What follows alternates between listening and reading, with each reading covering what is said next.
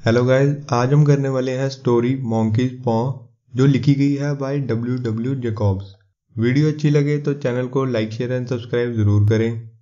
इस स्टोरी के main character हैं mister and Mrs white. Mister and Mrs white अपने सन हर्बर्ट के साथ एक छोटे से कॉटेज में रहा करते थे।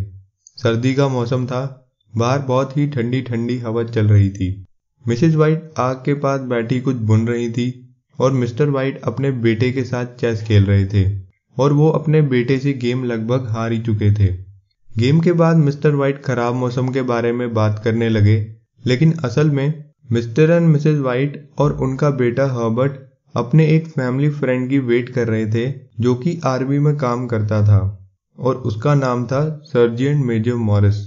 मिस्टर वाइट उस वक्त थोड़े से परेशान भी थे। वो अपने 200 पाउंड के कर्जे को वापस करने के बारे में सोच रहे थे जो उन्होंने घर खरीदने के लिए लिया था। उनका बेटा हर्बर्ट एक फैक्ट्री में काम किया करता था जो इलेक्ट्रिकल गुड्स बनाया करती थी। वो अपने पेरेंट्स की बहुत इज्जत किया करता था और उसने अपने फादर को बोला कि वो बहुत मेहनत करेगा और उन्होंने जो 200 पाउंड का कर्जा लिया है उसे वो वापस कर देगा।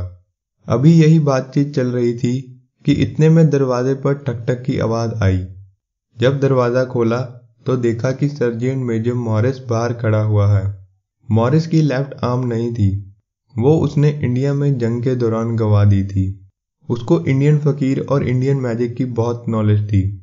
मिस्टर वाइट और मॉरिस बाहर के मौसम के बारे में बात करने लगे। उन्होंने वाइन पी और मॉरिस मिस्टर वाइट को काले जादू के बारे में बताने लगा। मॉरिस ने बताया कि उसके पास एक मॉन्कीज पॉ है, एक बंदर का पंजा है जो वो अपने साथ लेकर आया है और वो पंजा एकदम सूखा हुआ था। और मॉरिस ने मिस्टर वाइट को बताया कि इस पर एक इंडियन फकीर ने जादू किया हुआ है। उसने बोला कि ये पंजा 3 अलग आदमियों की 3 अलग अलग विश पूरी कर सकता है। मॉरिस ने यह भी बताया कि जो इसका फर्स्ट ओनर था उसने भी 3 विश मांगी थी, लेकिन उसकी जो तीसरी विश थी उसमें उसने अपनी डेथ मांगी और मॉरिस ने ये पंजा उसी पर्सन से लिया था। और अब मॉरिस किसी ऐसे आदमी की तलाश में था जिसे वो बंदर का पंजा बेच सके, लेकिन उस बंदर के पंजे को खरीदने के लिए कोई भी राजी नहीं हो रहा था। मॉरिस को लगा कि ये बंदर का पंजा कोई क्या ही खरीदेगा, तो यही सोचते हुए उसने बंदर का पंजा आग में फेंक दिया। लेकिन मिस्टर वाइट को बंदर के पंजे की पावर पर कुछ ज्यादा ही भरोसा हो गया।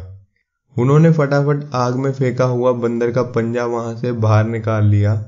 मॉरिस ने मिस्टर वाइट को बोला कि ये बंदर का पंजा खतरनाक साबित हो सकता है। मॉरिस ने मिस्टर वाइट को समझाया कि तुम बंदर के पंजे को वापस आग में फेंक दो, लेकिन मिस्टर वाइट नहीं माने।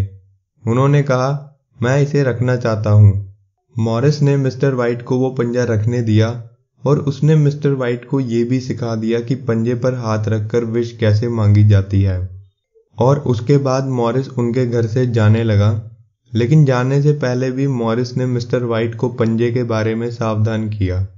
मिस्टर वाइट उस बंदर के पंजे को रखकर बहुत ज्यादा खुश थे, लेकिन उनके बेटे हर्बर्ट को उस बंदर के पंजे वाली बात पर बिल्कुल भी भरोसा नहीं था और वो इस बात पर अपने फादर का मजाक उड़ाने लगा कि वो ऐसी बकवास बातों पर यकीन करते हैं।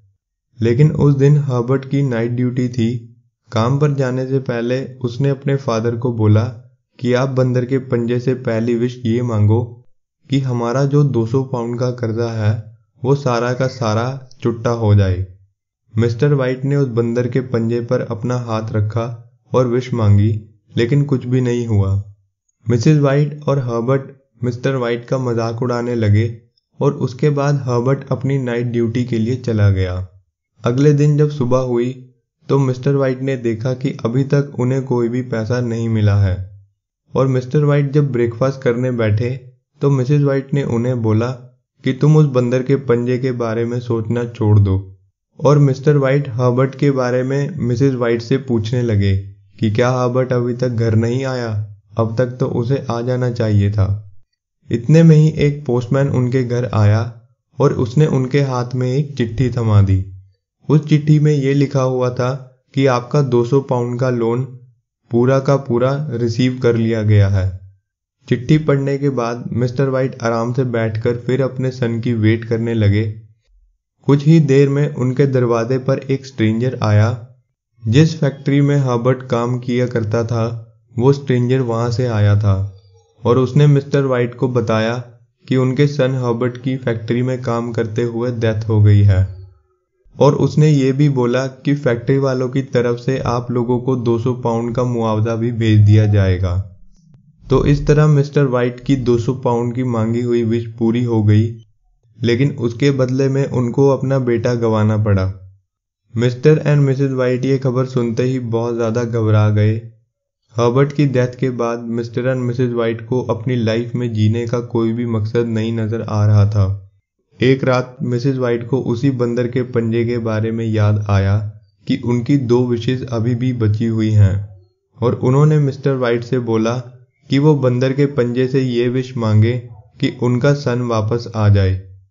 मिस्टर वाइट शुरुआत में तो इस बात के लिए नहीं माने, लेकिन मिसेस वाइट ने उन पर इस बात के लिए बहुत ज़्यादा दबाव बनाया, तो मिस्टर वाइट को ना चाहते हुए भी मिसेस वाइट की बात माननी पड़ी।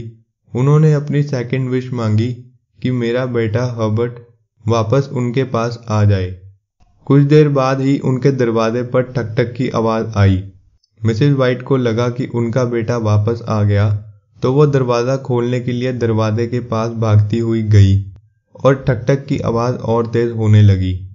मिसेस वाइट ने दरवाज़ा खोलने की कोशिश करी, लेकिन वो उस दरवाजे को खोल ही नहीं पाई।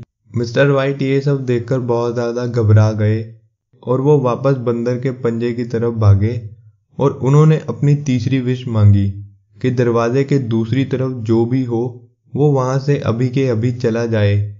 और उसी वक्त दरवाजे से ठक ठक की आवाज़ बंद हो गई और मिसेस वाइट से एकदम से दरवाज़ा भी खुल गया।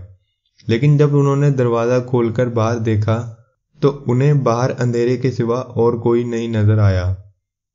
सो ये थी हमारी पूरी स्टोरी मॉन्कीज पॉ। आई होप आपको वीडियो अच्छी लगी होगी। वीडियो अच्छी लगी हो तो चैनल को लाइक शेयर एंड सब्सक्राइब ज़रूर करें और मिलते हैं आप लोगों से अगली वीडियो में। वीडियो देखने के लिए थैंक यू।